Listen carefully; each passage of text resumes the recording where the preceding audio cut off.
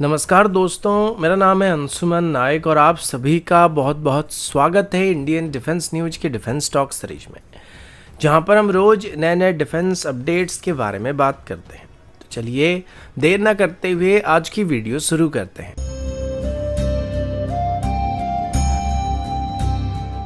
आज की पहली अपडेट इंडियन नेवी की तरफ से, और अभी हम इंडियन नेवी की नए मिसाइल वेसल प्रोजेक्ट के बारे में बात करने वाले हैं। अभी इंडियन नेवी में लगभग 6 नए नेक्स्ट जनरेशन की मिसाइल वेसल को इंडक्ट करने का प्लान किया गया और इसको लेके पहले से एक टेंडर को फ्लोट किया जा चुका है। अभी मिली कुछ रिपोर्ट के मुताबिक इंडियन नेवी की इन वेसल की डिज़ाइन में कुछ नए चेंजेस करने का प्लान किया जा रहा है और इस नए चेंज में इन वेसल की डिज़ाइन में ब्रह्मोस मिसाइल को कैरी करने की कैपेसिटी को थोड़ा सा रिड्यूस करने की बात सामने आई है। पहले के डिज़ाइन में नेक्स्ट जनरेशन मिसाइल वेसल को डुअल क्वाड ब्रह्मोस लॉन्चर के साथ देखा गया था या शोकेस किया गया था। ये क्वाड लॉन्चर एक स्पेशलाइज्ड इंक्लाइन लॉन्च कन्फिगरेशन थे जो उन वॉरशिप के लिए डिज़ाइन किए गए थे जहां स्पेस लिमिटेशन के कारण वर्टिकल लॉन्च सिस्टम को इंटीग्रेट करना पॉसिबल नहीं होता था।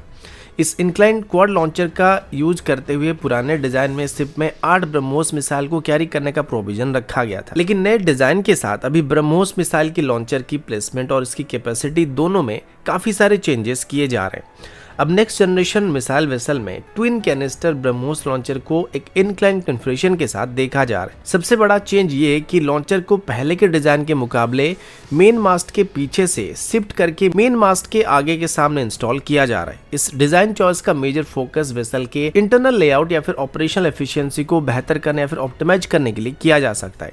इस नए ट्विन कैनिस्टर कन्फिगरेशन का मतलब ये है कि अब सिर्फ एक वेसल में हम 4 ब्रह्मोस मिसाइल को कैरी कर पाएंगे, जबकि पुराने डिजाइन में हम सेम वेसल में 8 मिसाइल को कैरी कर सकते थे।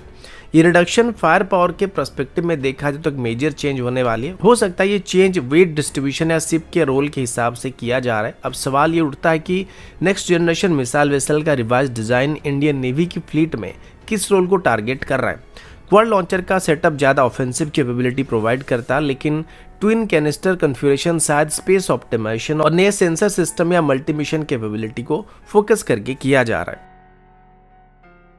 अगला update air to air missile को लेके है। दोस्तों, जैसे जैसे एरियल वॉरफेयर इवॉल्व होता जा रहा है, बियॉन्ड विजुअल रेंज की मिसाइल का रोल एयर सुप्योरिटी के लिए उतना ही क्रिटिकल होता जा रहा है। आज की डेट में भारत के पास खुद की वीवीआर मिसाइल मौजूद है और हमारे अस्त्र सीरीज में बनाए जाने वाले वीवीआर मिसाइल अभी दुनिया भर में अवेलेबल सेम स्टैंडर्ड की मिसाइल के मुकाबले सबसे सस्ते और सबसे इफेक्टिव मिसाइल के रूप में सामने आ चुके हैं। हालांकि पहले अस्त्र मिसाइल को सिर्फ इंडियन एयरफोर्स के लिए बनाया जा रहा था, जिनको रशियन ऑरिजिन R-77 मिसाइल को रिप्लेस करने के लिए डेवलप किया गया था, लेकिन अभी अस्त्र मिसाइल्स को एक वाइड पर्सपेक्टिव से देखा जाने लगा है। रशियन मिसाइल की बात करें तो R-77 जो एक जमाने में टेल ब्लेजर हुआ करता था, आज की मॉडर्न मिसाइल की कंपैरिजन में काफी हद तक आउटडेटेड बन चुका है। R-77 का रेंज लगभग 80 किलोमीटर है, जो मॉडर्न वेस्टर्न मिसाइल जैसे कि M120D एमराम और मेट्योर मिसाइल के सामने पीछे पड़ जाता है। R-77 की नई वेरिएंट जिसको R-77-1 कहा जाता है, उसकी बात करें तो भले इसका रेंज 160 किलोमीटर तक होने वाली है, जो M120D मिसाइल की बराबरी कर सकता है, लेकिन इसकी सीकर टेक्नोलॉजी इतनी अच्छी नहीं है, जिस वजह से ये मॉडर्न इलेक्ट्रॉनिक वॉरफेयर और स्टेल्थ टारगेट के अगेंस्ट में इतना इफेक्टिव नहीं हो रहा है। अब यहाँ पर एंट्री होती है इंडिया के अस्त्र सीरीज की मिसाइल की, अस्त्र मार्क 1 या मार्क 2 जैसे मिसाइल की, जिनको DRDO की तरफ से डेवलप किया जा रहा है। अस्त्र mark 1 both price, range, performance और सीकर टेक्नोलॉजी के मामले में रशियन ऑरिजिन R-77 को पीछे छोड़ने वाला है। इसके अलावा अस्त्र मार्क 2 आने के बाद ये डायरेक्टली यूनाइटेड स्टेट की M120D मिसाइल को R-77-1 के साथ compete करने वाला है। अब प्रॉब्लम ये है कि अभी रशिया के ऊपर लगाए गए सैंक्शंस की वजह से जितने भी देश रशियन ऑरिजिन एयरक्राफ्ट का इस्तेमाल करते हैं या मिसाइल्स का इस्तेमाल करते हैं, वो रशिया के साथ कोई डायरेक्ट डिफेंस डील को नहीं कर पा रहे। और भारत की अस्त्र सीरीज की मिसाइल की बात करें तो इनको भी Su-30MK और MiG-29 जैसे जेट के लिए इस्तेमाल करने के लिए डेवलप किया गया है, तो इसी वजह से अभी अस्त्र मिसाइल की एक्सपोर्ट पोटेंशियल काफ़ी हद तक इंक्रीज होने वाली है। अब जितने भी देश अभी रशियन ऑरिजिन जेट का इस्तेमाल करते हैं, चाहे वो MiG-29 हो जाए या Su-30 हो जाए, इसमें वियतनाम, मलेशिया या फिर अल्जीरिया जैसे देश शामिल हैं, इनके लिए अस्त्र सीरीज की मिसाइल एक कॉस्ट इफेक्टिव वीवीआर मिसाइल के रूप में सामने आने वाले, जिनको इजीली उनकी एयरक्राफ्ट में इस्तेमाल किया जा सकता है और ये रशियन मिसाइल से भी उनको सस्ते पड़ने वाले। कुल मिलाकर अस्त्र मार्क 1 और मार्क 2 रशिया की आउटडेटेड वीवीआर मिसाइल को रिप्लेस करने के लिए वैल्यूएबल सिस्टम बन सकते हैं। ये ना सिर्फ इंडियन डिफेंस एक्सपोर्ट को पुश करेंगे बल्कि इंडियन डिफेंस इंडस्ट्री को एक ग्लोबल प्लेयर बनाने में भी आगे चल के मदद करने वाले हैं और एक ऐसा मौका होने वाला है जिसको किसी भी कीमत पर भारत को छोड़ना नहीं चाहिए। अगला अपडेट इंडियन नेवी की तरफ से, और अभी हम इंडियन नेवी की प्रोजेक्ट 76 के बारे में बात करने वाले हैं।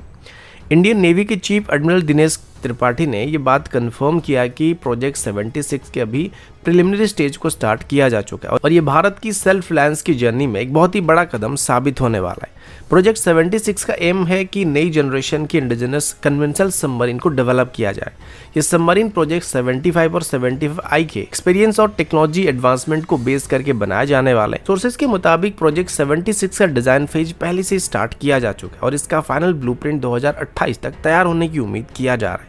उसके बाद इस प्रोजेक्ट को कैबिनेट कमेटी ऑन सिक्योरिटी के पास अप्रूवल के लिए भेजा जाएगा और 2033 से 34 के आसपास इसकी कंस्ट्रक्शन के लिए अप्रूवल मिलने की उम्मीद भी किया जा रहा है। सेम टाइम पर इंडियन नेवी में 3 एडवांस स्कॉर्पियन क्लास की सबमरीन को और प्रोजेक्ट 75I के अंदर बनाए जाने वाले सबमरीन को भी इंडक्ट करने का एम रखा जा रहा है। प्रोजेक्ट 76 के सबमरीन इंडिया के पहले ऐसे सबमरीन होने वाले हैं जो पूरी तरीके से भारत में डिजाइन किए गए सबमरीन्स होंगे। अभी तक इनकी एग्जैक्ट डिटेल सामने नहीं आए, लेकिन स्पेकुलेशन है कि इन सबमरीन का सबमर्ज डिस्प्लेसमेंट लगभग 3000 टन के आसपास होने वाला है और इसमें वर्टिकल लॉन्च ट्यूब मौजूद होने वाले हैं। इन सबमरीन को अभी हमारी किलो क्लास की सबमरीन्स को रिप्लेस करने के लिए इस्तेमाल किया जाएगा और ऐसे टोटल 12 सबमरीन को इंडियन नेवी में 2040 के बाद इंडक्ट करने का प्लान किया जा रहा है। अगला अपडेट भारत और बांग्लादेश की तरफ से है। कल हम इसके बारे में बात कर रहे थे और अभी इसी बात को लेके मेघालय के डायरेक्टर जनरल ऑफ पुलिस की तरफ से एक चिंताजनक रिपोर्ट दिया है जिसमें बैरक्टर TB2 ड्रोन का नाम शामिल है। रिपोर्ट के मुताबिक इन ड्रोन्स को अभी ईस्ट खासील डिस्ट्रिक्ट में सोरा और सेला के पास डिटेक्ट किया गया था, जो कि भारत और बांग्लादेश की बॉर्डर के बिल्कुल नजदीक पड़ता है। इस यूवी को ट्रांसपोंडर को TB2R1071 के जरिए आइडेंटिफाई किया गया था, जो रिपोर्टेडली बांग्लादेश की तेजगांव एयरवेज से लॉन्च किया गया था। ये बैरक्टर TB2 ड्रोन जो टर्किश कंपनी बेकर के द्वारा डेवलप किया गया है, अपनी डुअल यूज कैपेबिलिटीज के लिए जाना जाता है। ये ड्रोन सर्वेलेंस के साथ साथ प्रिसिशन स्ट्राइक करने की क्षमता रखता है। बैरक्टर TB2 का ऑपरेशनल रेंज लगभग 300 किलोमीटर है और ये लगातार लगभग 27 घंटे तक ऑपरेट कर सकता है, जो इसे रिकॉनेंस और कॉम्बैट मिशन के लिए एक पावरफुल एसेट बनाता है। इस डेवलपमेंट के बाद मेघालय पुलिस ने इस मैटर को BSF यानी कि बॉर्डर सिक्योरिटी फोर्सेस को हैंडओवर कर दिया था, जो अभी काउंटर ड्रोन सिस्टम को वहां पे डिप्लॉय करने की तैयारी कर रहे हैं। पहले ही इंडियन एयरफोर्स की तरफ से कहा जा चुका था कि अगर ये ड्रोन इंडियन बॉर्डर को पार करने की कोशिश करेंगे या पीस टाइम रेजोल्यूशन को तोड़ने की कोशिश करेंगे तो फाइटर जेट को भी स्क्रैम्बल किया जा सकता है। दूसरी तरफ BSF इनको अपने तरफ से हैंडल करने की कोशिश कर रही है। BSF की तरफ से अभी अपनी SS-16 ग्लिमेट और SS-7 ग्रेल जैसे मैनपैड को वहाँ पे सेम रीजन में डिप्लॉय करना स्टार्ट कर दिया गया। ये सिस्टम लो फ्लाइंग एरियल थ्रेट जैसे कि UAVs और हेलीकॉप्टर्स को इफेक्टिवली एंगेज करने की कैपेबिलिटी रखते हैं और अगर अनऑथराइज्ड इंक्लूजन होता है तो उनको इनकी मदद से कड़ा जवाब दिया जा सकता है। अब यहाँ पर लगातार इंडियन बॉर्डर के करीब अपनी ड्रोन्स को डिप्लॉय करना बांग्लादेश की गलत इरादों को साफ दिखा रहा है, क्योंकि इससे पहले ऐसा कभी नहीं हुआ था और बांग्लादेश के साथ हमारा कोई भी मेजर बॉर्डर डिस्प्यूट नहीं था, जिस वजह से अभी इस तरीके की हरकत करना एक तरीके से भारत को पोक करने जैसा होने वाला है। और अगर कभी भारत की तरफ से कोई स्ट्रॉन्ग डिसीजन लिया जाता है और बांग्लादेश के इन ड्रोन्स को मारकर गिरा दिया जाता है तो उसके बाद दोनों देशों के बीच तनाव बढ़ने की उम्मीद किया जा रहा है। तो दोस्तों अभी के लिए इतना ही, मिलता हूँ आपसे अगले वीडियो में, तब तक के लिए जय हिंद, वंदे मातरम।